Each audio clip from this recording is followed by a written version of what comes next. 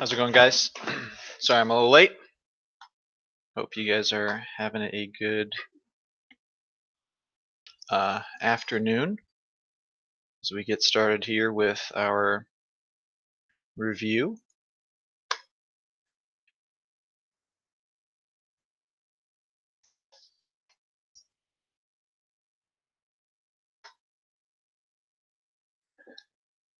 We'll hold off until people get on.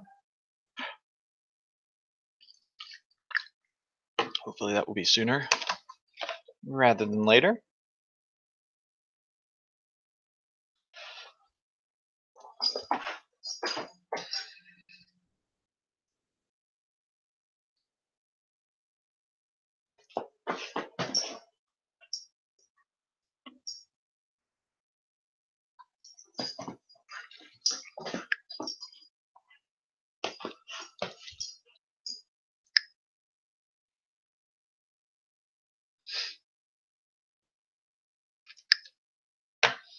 Just posting the stuff to Schoology.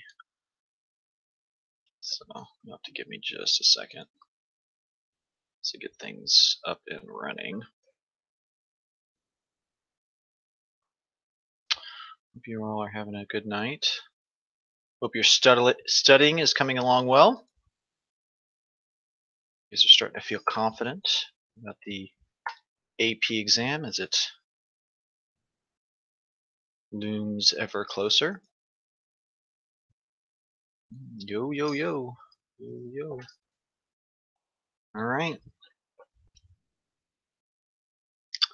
Alright, so it's up to you guys. Teddy, come on.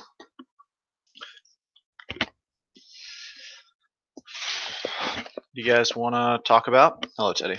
Teddy's a little upset because I just got home and we can't play right now because I've got to do the stream. So he's like, let's go outside. I'm like, dude, we got to wait.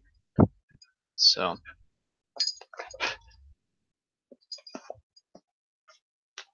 What's up, Teddy Bobetti?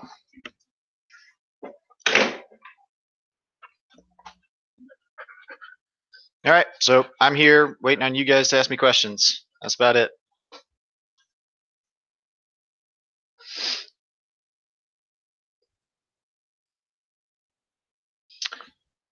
Questions?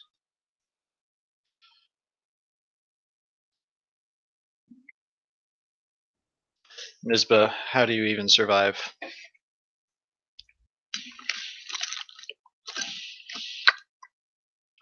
Okay. I have to go get some water. So I'm gonna go grab some real quick and then I'll be back.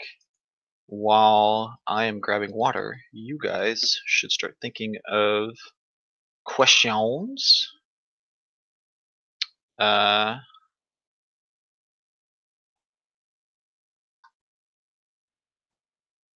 guys need to be thinking of some questions or some stuff that you guys want to talk about. Let me put up just like a real quick FRQ for you guys to mull over while I go do that thing. Alright, I'll be back in a second.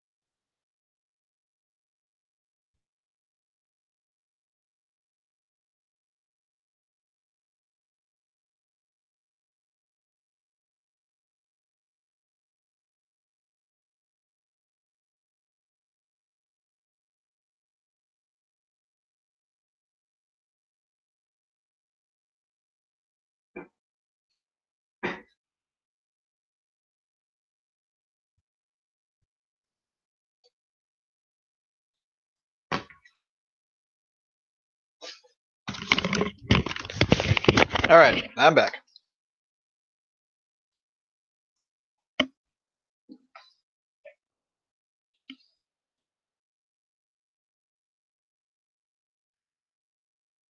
Yeah, Josh, that's easy. Okay.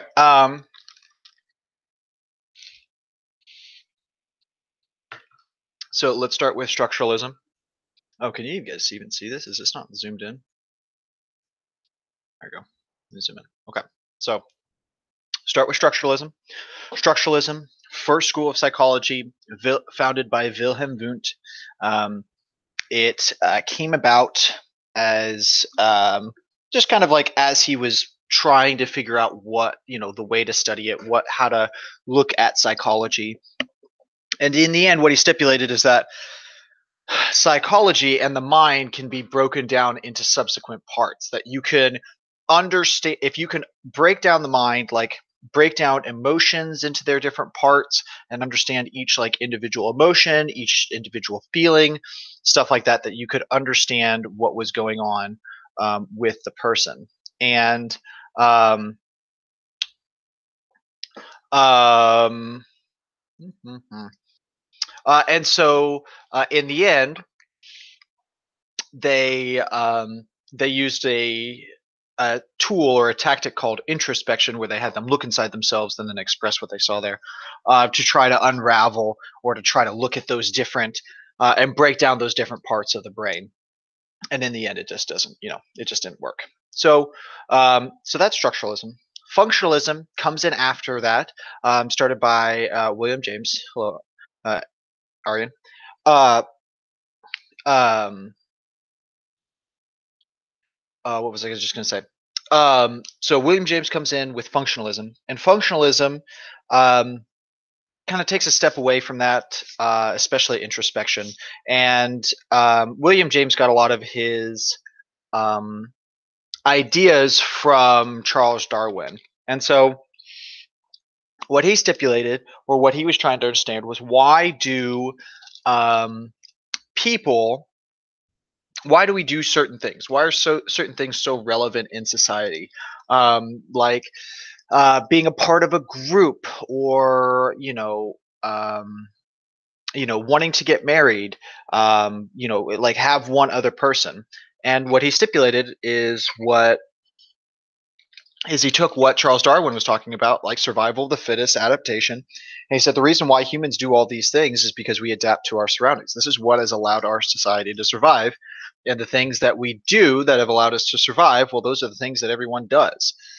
And so it's all about adaptation and survival. Now, later on, functionalism is going to turn into evolutionary psychology, which is still around today. Excuse me.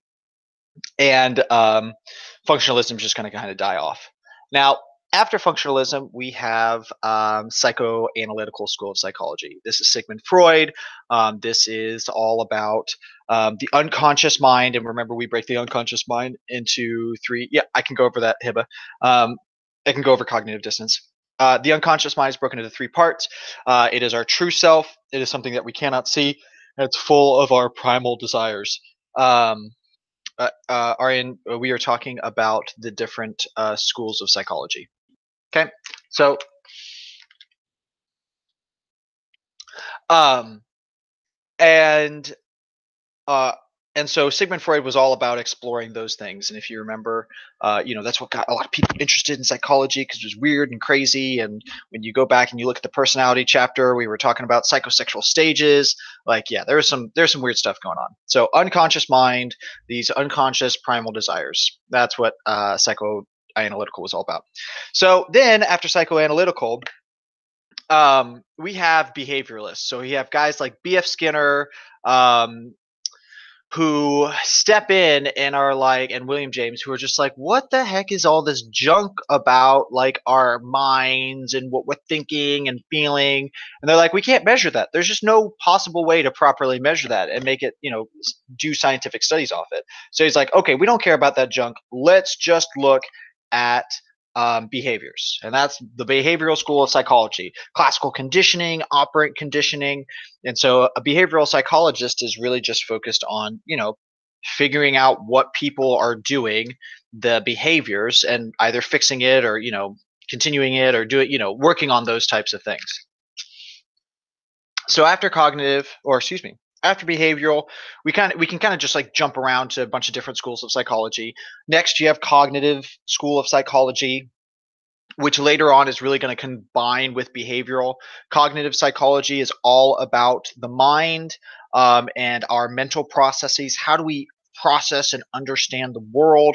How do we think through things? How do we solve problems? So a person who has like a psychological disorder, or they have like dealing with depression, well, the reason why is because we're not thinking things through properly. We're being, we're over dramatizing something that really isn't that big of a deal, or we're thinking of something that isn't true. Um, I I was talking to a psychologist, and one of the things that she was talking about was stories that people create, and this idea that people often create these stories about what is going on in their life because like maybe there's this person that they're really interested in, but they don't think they like them back, and so they create all these stories about what that person is thinking and what they're believing, and it's just like, well, you don't know what that is, you haven't asked them, so go talk to them. So that's cognitive psychology, and recognize that cognitive and behavioral have really kind of combined because the combination of those two schools is really good for therapy. So then we kind of get into Gestalt psychology, which came a little bit earlier, but Gestalt psychology was started by a couple German psychologists, Max Wertheimer being one of the big ones there, and they were talking about how we see the world, and the world is very complex, and so one of the ways that our brain helps us cope with all these complexities is by breaking it down into subsequent parts and allowing us to understand them a little bit better. And so I'm sorry, it breaks down those subsequent parts into I kind of spoke incorrectly there. Sorry, backtrack. It takes all those subsequent parts and kind of mashes them together, and so we get a whole. So it's Gestalt psychology is the psychology of the whole. We don't. The reason why we ignore so many aspects, like with selective attention, and why we have like these optical illusions where things come together, is because our brain is trying to process all of this information, so it takes lots of shortcuts, and that's what Gestalt psychology is all about. Okay, what else am I missing? Sociocultural is looking at how society and culture affects us. Neuroscience or biological is like focused solely on the brain. How does that affect us?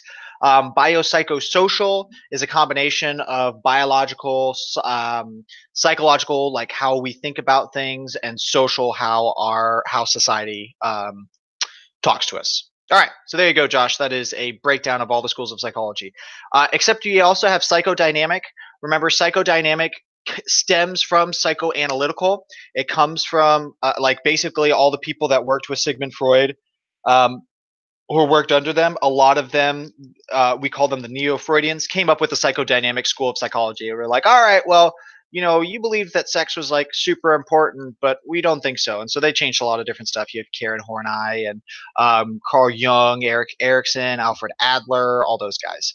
So, and gals. Okay, so cool. All right, bam. There you go, Josh. There's your quick overview of the different schools of psychology.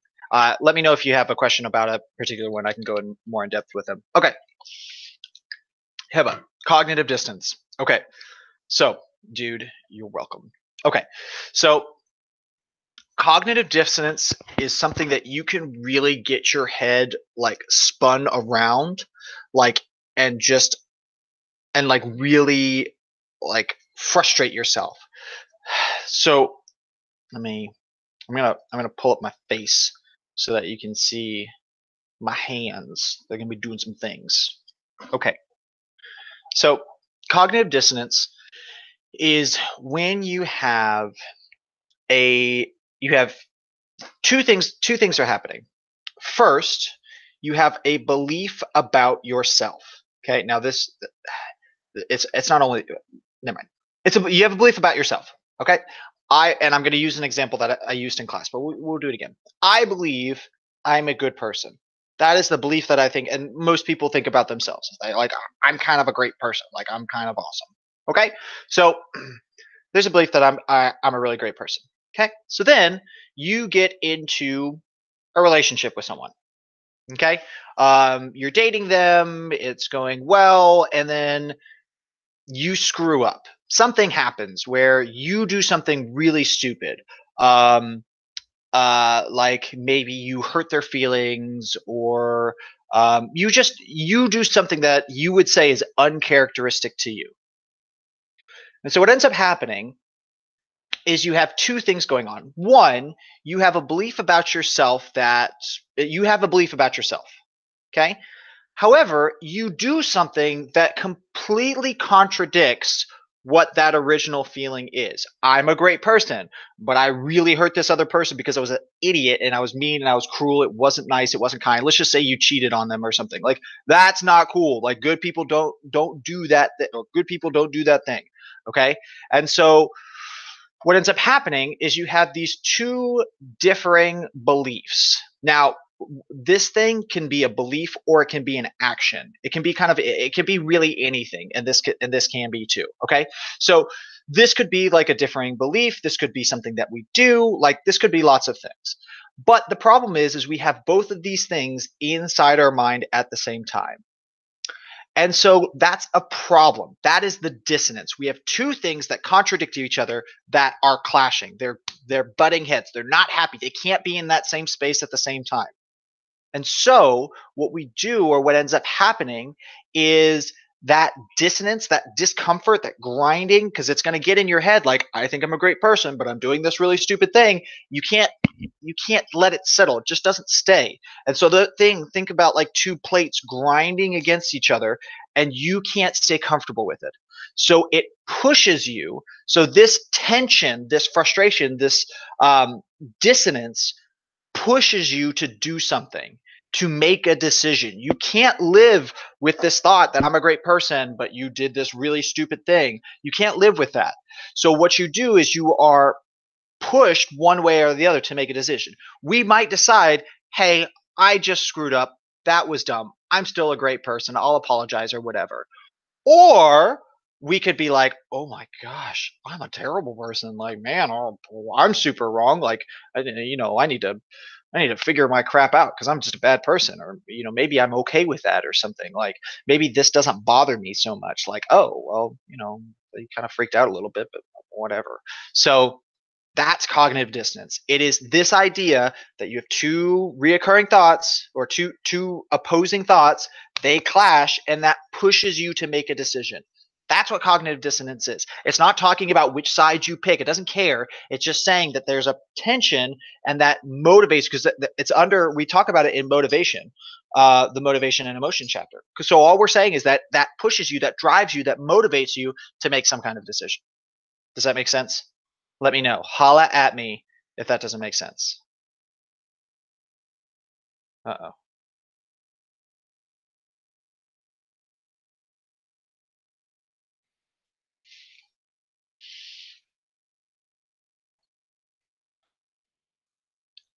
That's one way of putting it, Josh. Hiba, holla at me if you don't if that doesn't make sense. Structuralism, Peyton, is the first school of psychology.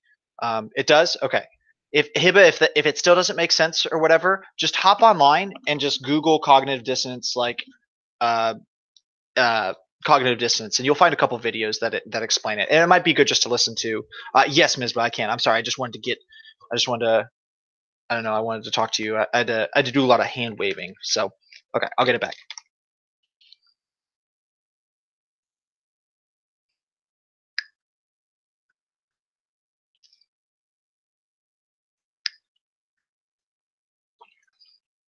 Yeah, Josh, that's correct. You can go a little bit further though, and Peyton, what he's talking about piece by piece is that like their mind can be broken down. All of your feelings, all of your emotions, your thought processes, the way that you think about things, all of those things can be broken down into subsequent parts. That's what he's trying to say. That's structuralism. And introspection is having the person look inside themselves and then express what they see. Arian, I'm not going to go over entire chapters. Like, that's just not happening. If you have a specific question about cognition or memory in general, memory and learning, you can ask me, but I'm not here to just spout entire chapters. That's what you're supposed to be doing in your thing. Ask me any question under it and I'll get through it, but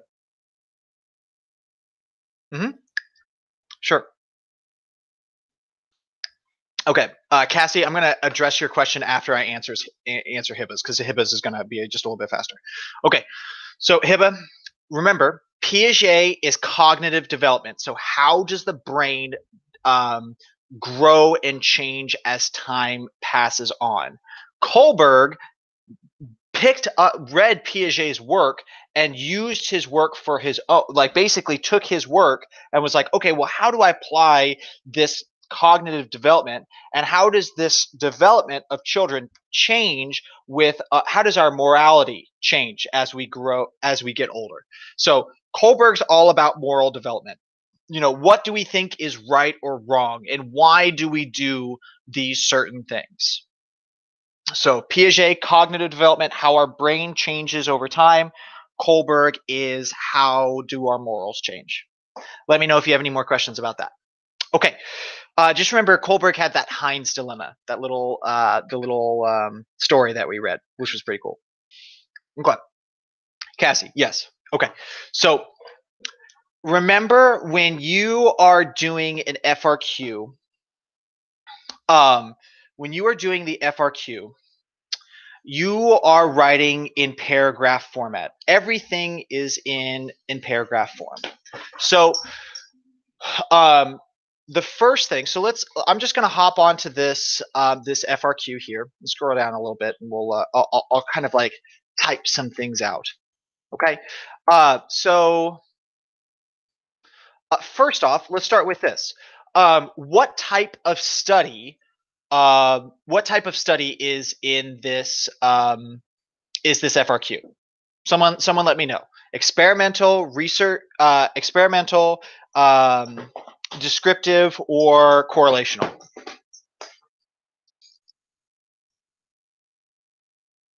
Arian, I'll get to your question in a minute.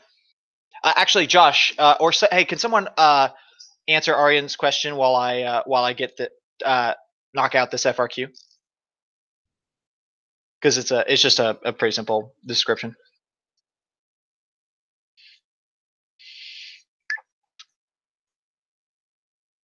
Okay, good.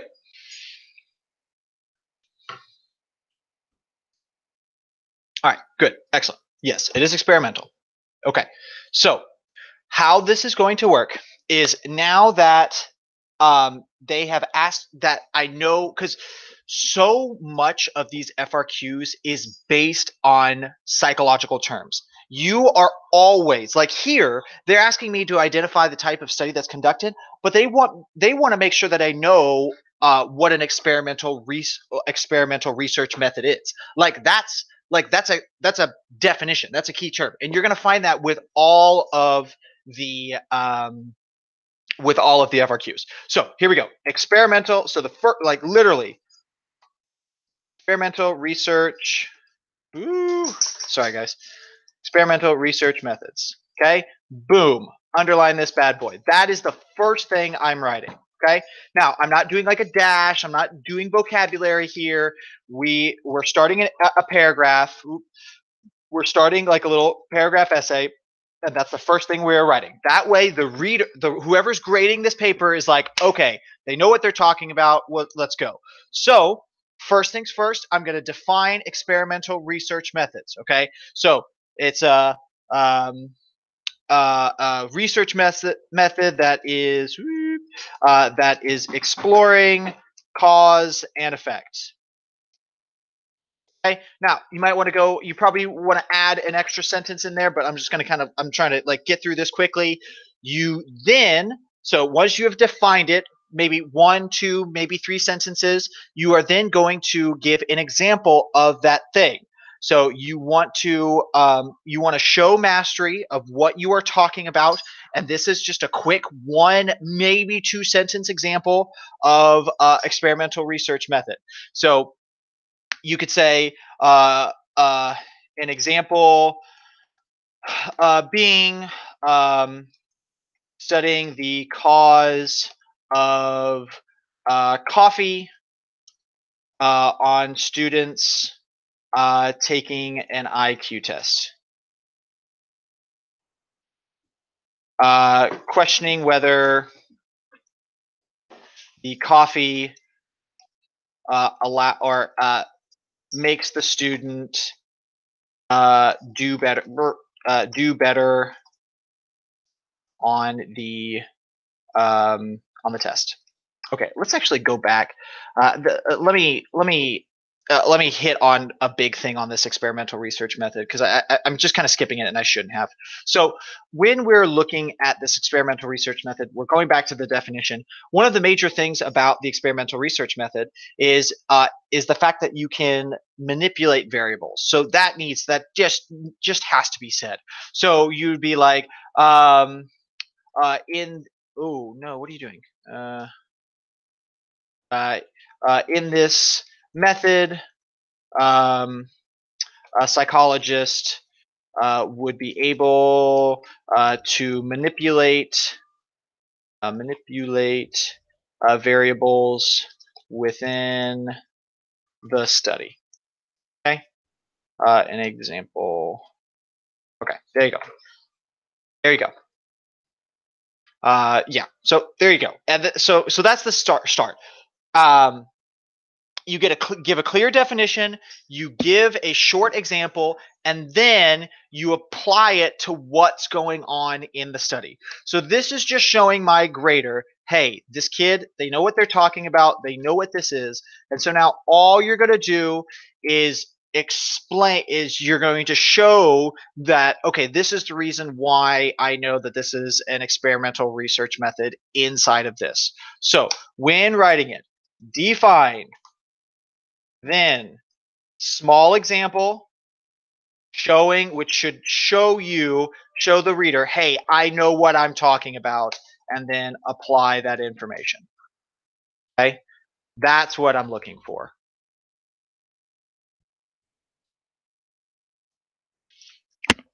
Okay, nice job, Josh. That's perfect. Yep. Yes, Cassie. Yeah. Let me see. Hold on 1 second.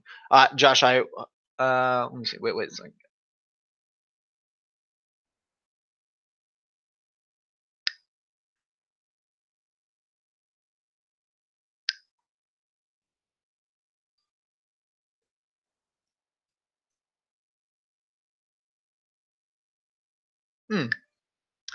Okay, so Josh, it doesn't say he's manipulating anything, but he has the option to manipulate stuff. So that's the thing. Like in this research study, he's not just looking at a bunch of information. Even though he's deciding, or in the study they're not manipulating things, he has the option to. He could do anything with those sleeping habits. If you're looking at the independent variable, their sleeping habits, he could do all sorts of stuff to change and look at that. So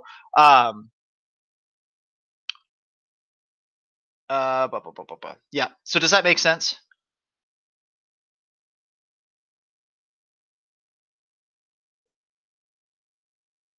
Okay, give me 1 second. Let me reread this. Let me just make sure, Josh.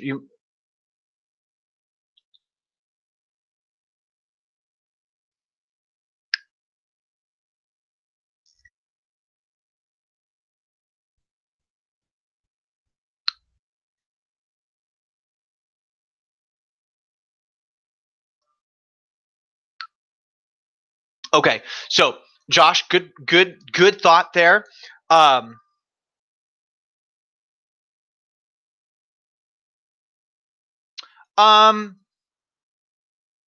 Yeah, it's in the end, Josh, it's not a super great question.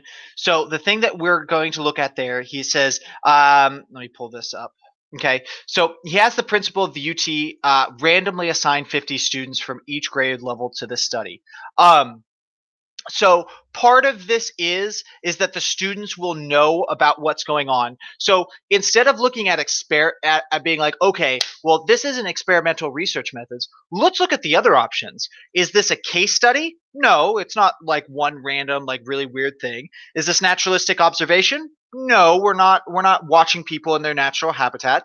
Is this a survey? Once again, no, it's not a survey. Nothing's like, we're not having people write down stuff.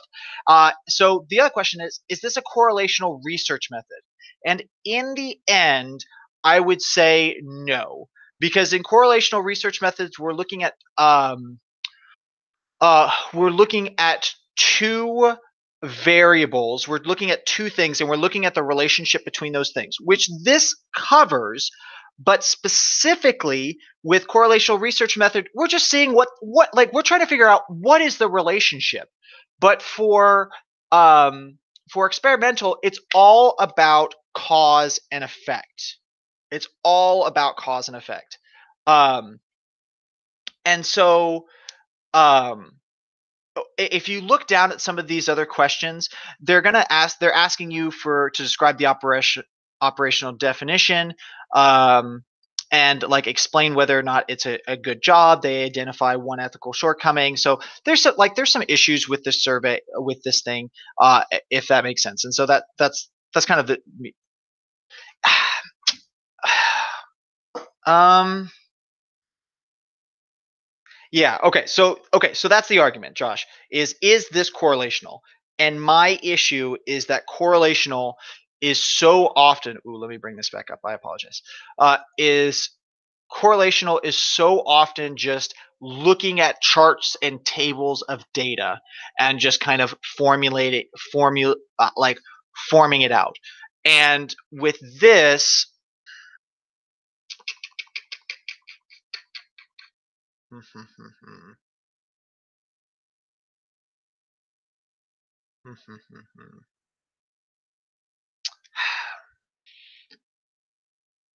no, he does. No, it doesn't. It doesn't. Because and the other thing is that he's using um, last semester students as a comparison group. So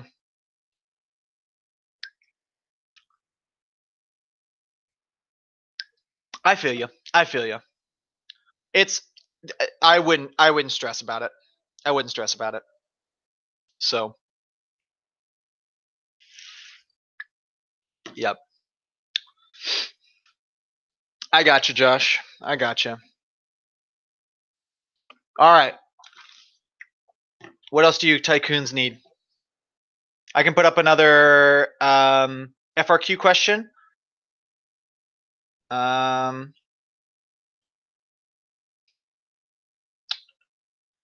I can.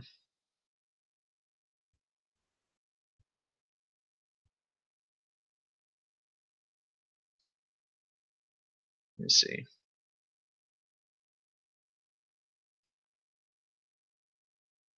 All right, let's do this one.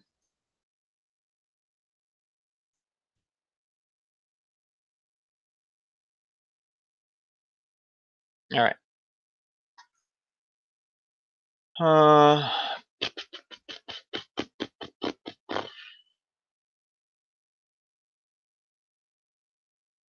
right, there you go.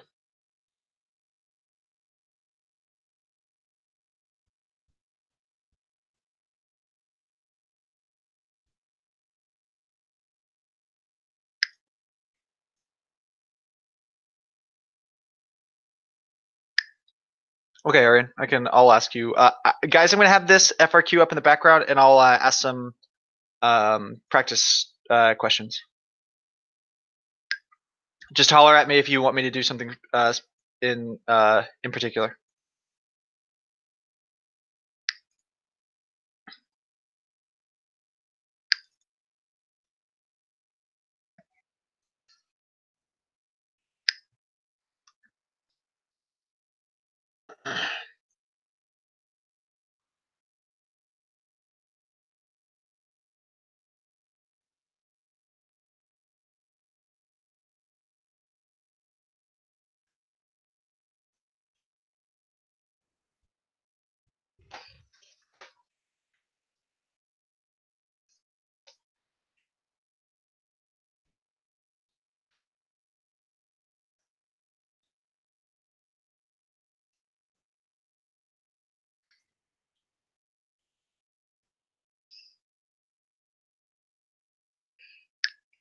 Good, guys. Yes, the hypothalamus. Okay, so Aryan, simply put, proactive interference is the tendency of it's when old material, so things that you've already known, screw up new learning. Okay, so you know, a person who used to know how to play. Where are we going?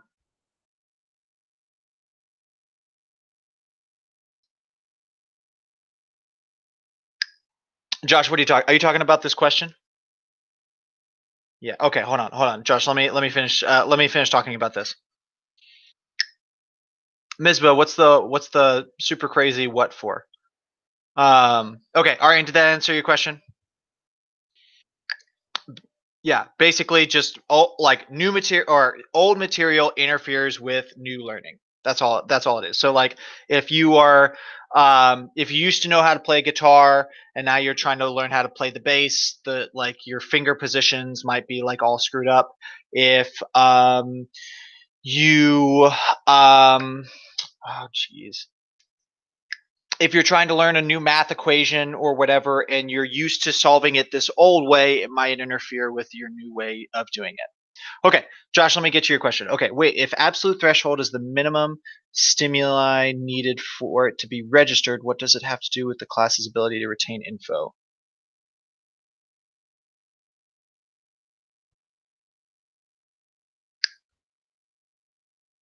Oh, yeah. Oh, sorry. I'm sorry, Josh. I'm getting this from my home computer, and so some of this hasn't been like double checked. It's terrible, but all this is really referring to is like the ability for people to um, like hear people asking questions or reading something. It's terrible. Like it's just not like. So what you would say is that you would explain absolute threshold, and then you would say, okay, well, in the class, um, like a person who couldn't hear what was going on or a person who couldn't see the readings or whatever, that would interfere, that would be a negative influence on the yeah, yeah, it's a really like it's just kind of like a seriously type question. So Josh, so keep this in mind. If you get a question like that, you're like, how the heck am I supposed to apply this? What I would tell you to do is just define the heck out of it. Make sure you define it really well.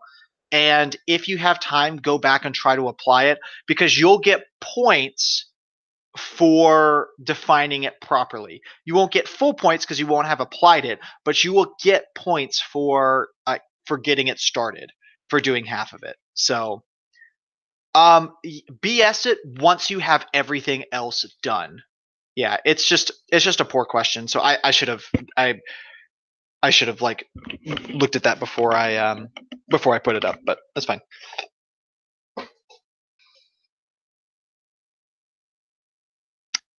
Mizba, the hypothalamus does a zillion things, like so many things, and I was actually just about to talk about that before we got to Josh's question. Yeah. So yes, it does a ton of stuff. So one of the big things is the ventro medial hypothalamus.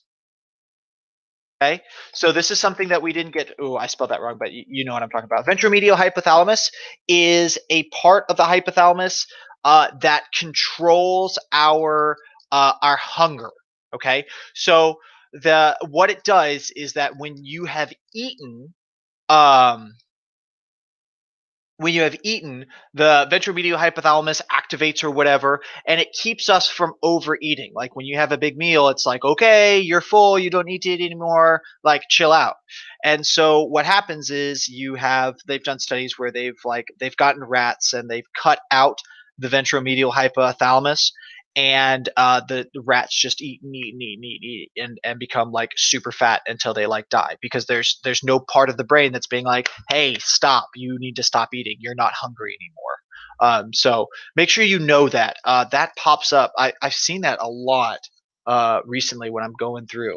They want to know about the ventral medial hypothalamus. So, and we just didn't talk about it. So yeah, and the hypothalamus does a zillion other things. So okay, let me get another question up. I know I was kind of doing that for a little bit, but here we go.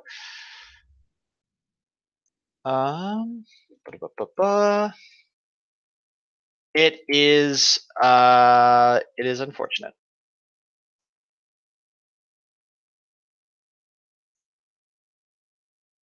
Okay, here we go. Next question.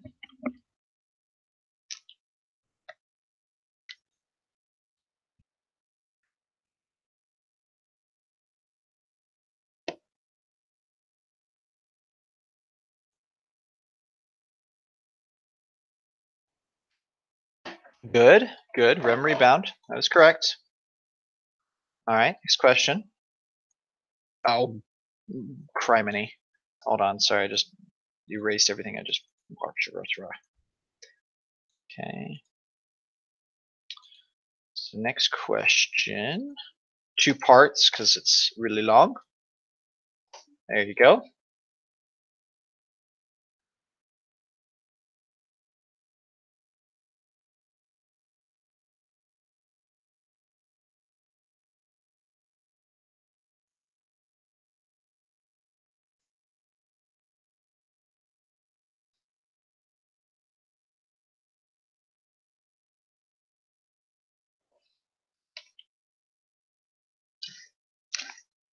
A hallucinogen. A hallucinogen is correct. Yes.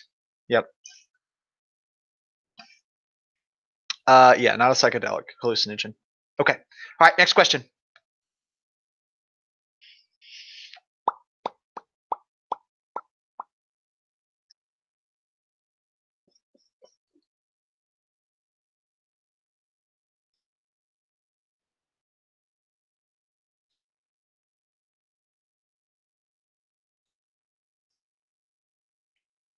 Hey, now we'll get to your question in just a second.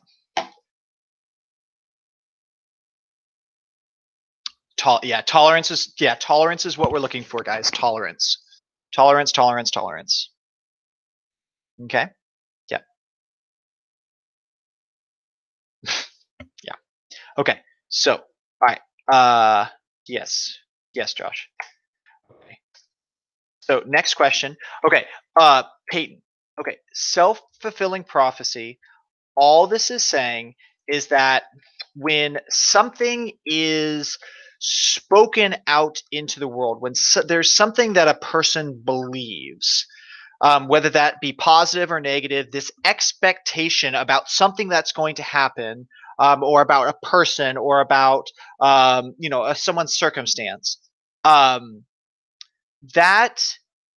is going to, in effect, that's going to affect what actually happens. So a person has a belief, it's going to influence a person's expectations of that, and that is then going to influence how they behave towards us, and then that is going to often result in us doing that thing, or us, believing that about ourselves. Here, I can show you this quick little. This is like a. I can just show you this really quick. You've got this like little diagram thing up here. Yeah. So, like, it's also known as the Pygmalion effect. If they freaking write Pygmalion effect on the AP exam, I'm gonna flip tables. But really, it's just like, think of those kids that say things about themselves, or believe things about themselves, and like, think of the bad kid, like the troubled kid, the kid that acts up in class. When they have those thoughts and beliefs about themselves, oftentimes that it's like contagious. And so the teacher treats them that way, and then that reinforces that belief that, oh, I'm just like a bad kid. And then those actions, like, so then they continue those actions, and it's just this like cycle where people believe, crappy things about themselves. And that's why it can be so difficult for people to change. So you have people that think that they're, stupid, and they go to this completely other place still thinking that they're dumb, and then it just kind of like picks up, and other people pick up on it, and then it's the cyclical cycle. That's why I get so frustrated. Like, that's why I get angry when someone says like, oh, I'm an idiot or something like that, like, or I'm stupid. Like, self-fulfilling prophecy is a thing, because what's going to end up happening is you're going to do bad on a test, and then you're going to believe that about yourself, instead of just being like, oh, well, you know what, I made a mistake, I can rebound from this. And so people just like dig themselves into these pits for just no reason. Whew. It's terrible. Okay, so let me know if that makes sense. Okay, is this not a great question? This might be a difficult question. Let me give you. Let me. I'm not giving you enough information. Let me give you the answer choices, and then we'll kind of like, that might give you a better idea of what I'm asking for in this question.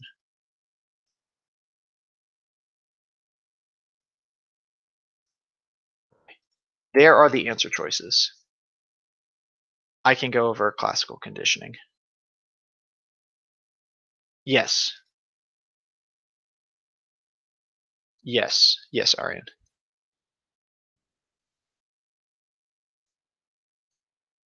Yeah, I can go over them, Ria.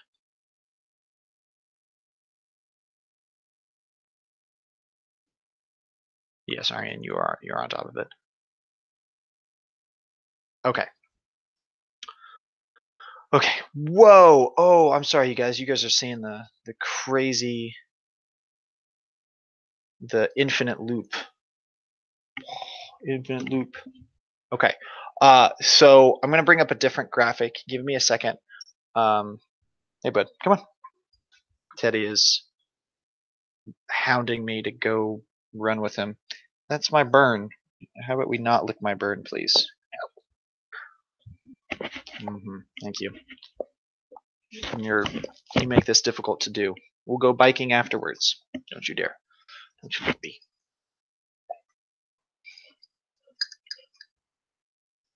All right. Okay, Ria, I am pulling up something for you to look at while I discuss this.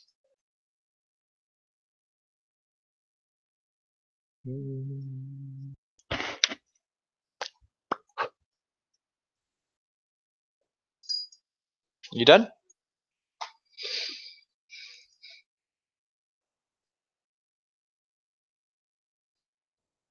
Okay. All right. So let us transition to classical conditioning. All right. Actually, let me put up before I do this, Ria. I'm going to put up one more question so everyone else, or people who are like, I'm not interested in this. And guys, did people answer with this? Yes, parasympathetic nervous system is what we are. That's what we're looking for. Okay, hey, Miriam, Miriam and Mizbah, are you saying that you don't understand the self-fulfilling prophecy, or it's like, yeah, parasympathetic nervous system is correct, or it's like you don't understand it, like I didn't explain it well. If you need me to re-explain it, I can do that. Okay, let me put up another question.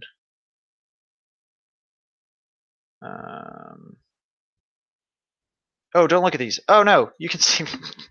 Hold on. Ah. Okay, stop. You can't look at my answers. All right, here we go. Here we go. Okay, good. Okay, I'm glad. I just.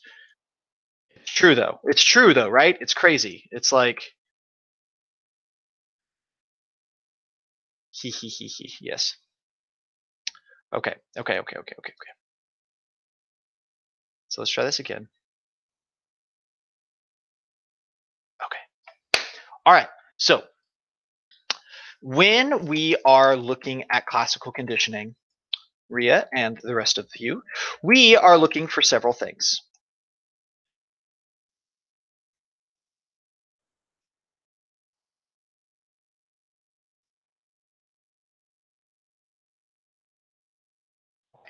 So we start every oh, what is this? Okay, that's a terrible one. Okay, this is much better. We'll use this one. Okay. So when we are looking at classical conditioning, generally speaking, we are looking at a relationship. And we are looking at a naturally occurring relationship, a thing that just happens whenever the two things interact. So in this situation, you get shots every 3 months in the doctor's office for back pain. Okay, so whenever you get those shots help you feel better. Um, yeah, that's fine. So, um, so the relationship that we are looking at here is the relationship between the shot and the pain. Okay, so our unconditioned stimulus is the shot. This is the thing, the unconditioned stimulus is the thing that causes some type of natural response. And every time you get a shot, you feel better. And our response, our unconditioned response to that shot is feeling good or feeling better. Okay? That is our response. So this is the relationship that we are looking at.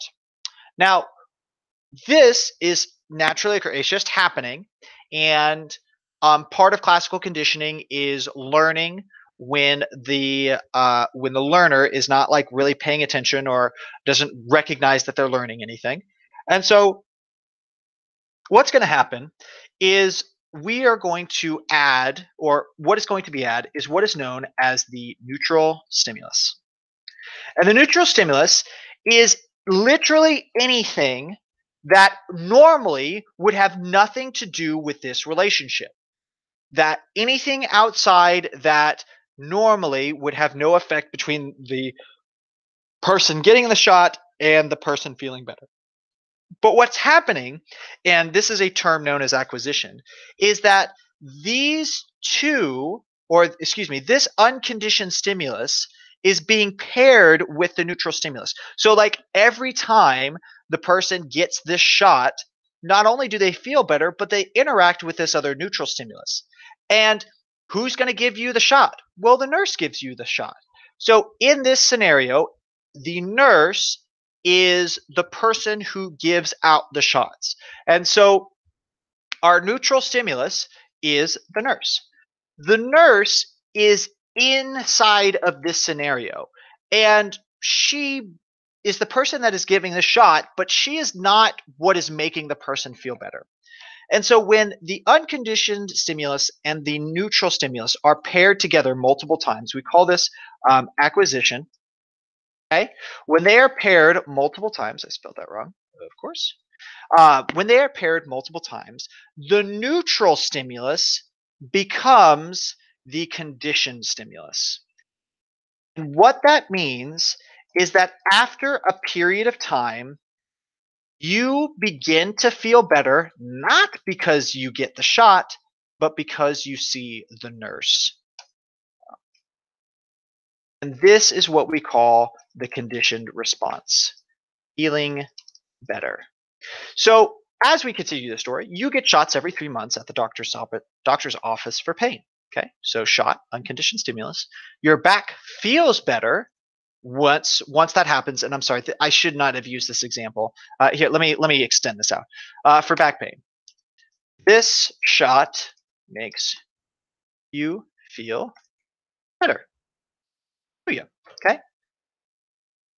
Now let's do this. Now Your back feels better when you see the nurse who gives you the shot at the grocery store. So now, instead of feeling better, the conditioned response is not you responding to the unconditioned stimulus. It's you responding to the conditioned stimulus. Because every time you see the nurse, what's going to happen? You're going to get a shot. So whenever you see the nurse, your body's already like, boo, yeah, we're about to get a shot. We're about to feel good. But the good feeling already begins. That's classical conditioning. Now, if you go to Schoology, there's like several in the learning section, there's several like links for classical and operant conditioning practice that you can like go in and give it a try. So, and it should be very helpful. Okay. Reticular formation is correct. Okay. All right. Oof, I just bit my tongue. Okay. So next question.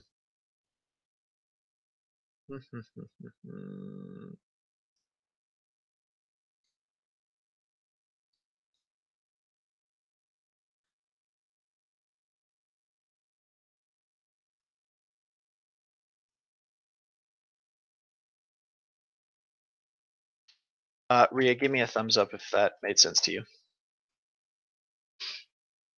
Out of water again. But it's. Oh, geez, it's already 9? Goodness. Not necessarily, Peyton. Not necessarily. It can be, but it can also not be.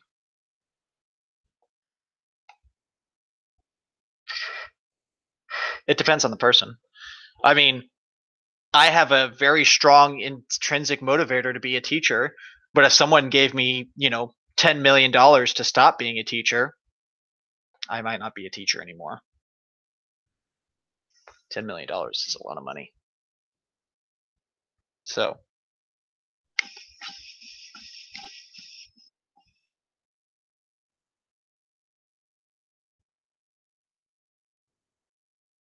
Yes. Great question, Aryan. Yeah. Yeah. That would be 100%. Aryan, you give me that check, man. I'll even give you 5 million back. Psychoanalytical is correct, guys. Hey, Ria, I need a thumbs up, girl. Oh, okay. I saw the thank you. I apologize. Okay, good. Hey, but seriously, like, check out on Schoology. It's classical operant conditioning worksheet or whatever. It's up there. It's just good practice. It'll put you through it. So put you through some work. Okay.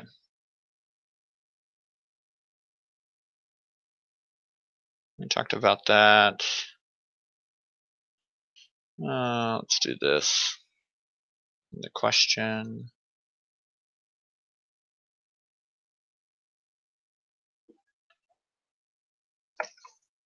Ugh.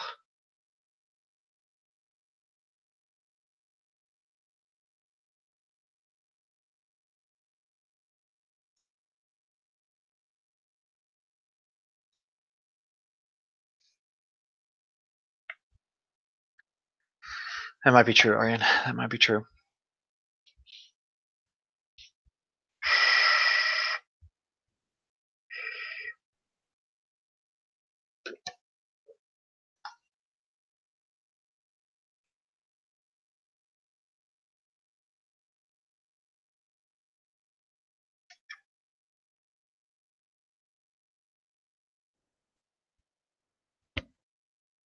Ooh, here's a tough one.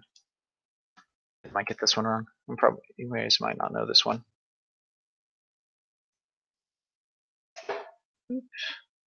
Next question.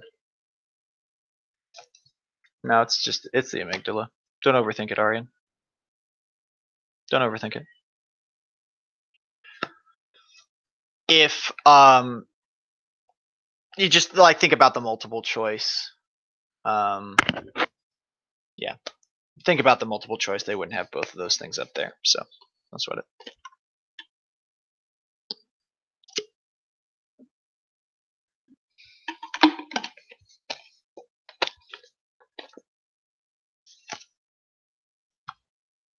Let me give you some options.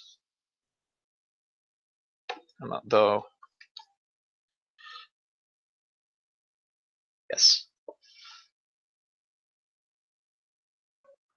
That might just be you, Misbah.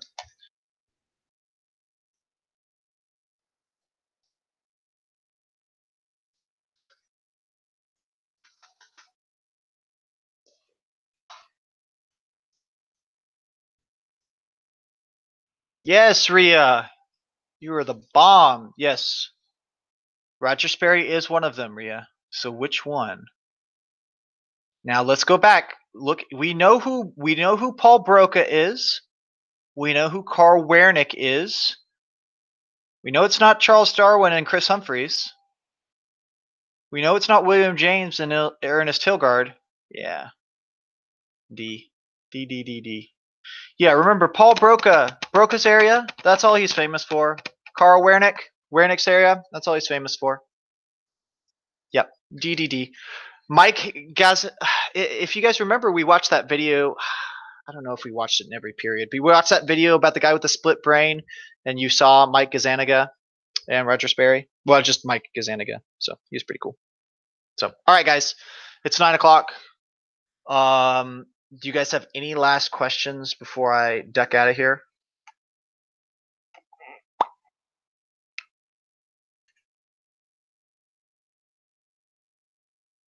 I gotta take Teddy on a bike ride. Poor guy.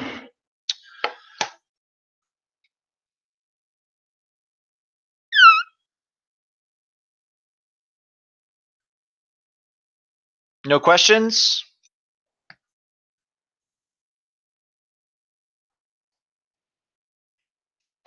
In incentive theory? Just incentive theory is just talking about incentives, the reasons why. It's talking about motivation.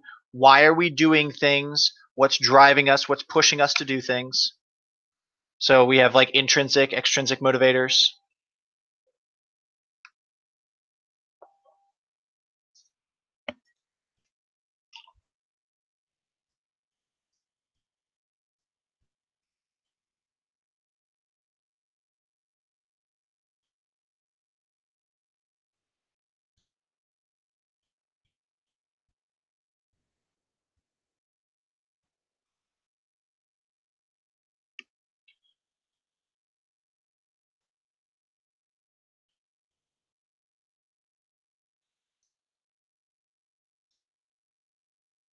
There you go. Left side versus right side. Um, you don't need to know all of these things. Major thing that you need to know is this language part in the left side of the brain. And then maybe like feelings, visualization you should know for right side. Maybe arts, yeah, that sort of stuff. Like, it's just kind of, you don't need to know all these things, all that or whatever. So you're good. Yep. Yep.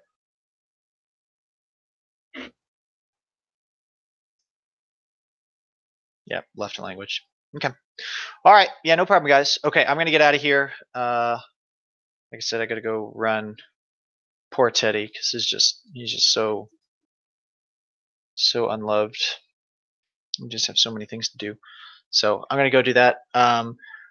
Guys, I really appreciate you guys hopping on. But if you have compadres that have not hopped on, if you don't mind bothering them about getting on the stream, I got a stream tomorrow night.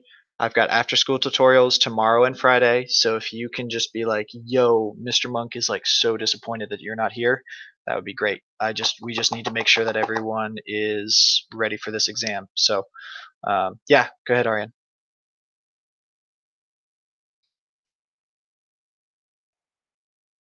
Yeah, no problem, Misbah. No problem.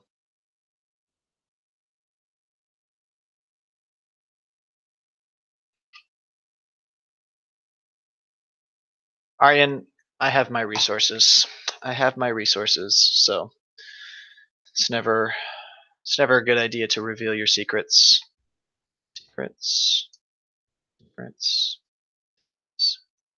All right, guys. Y'all have a great night. Make sure you take a nap, get some sleep tonight. Don't stay up too late.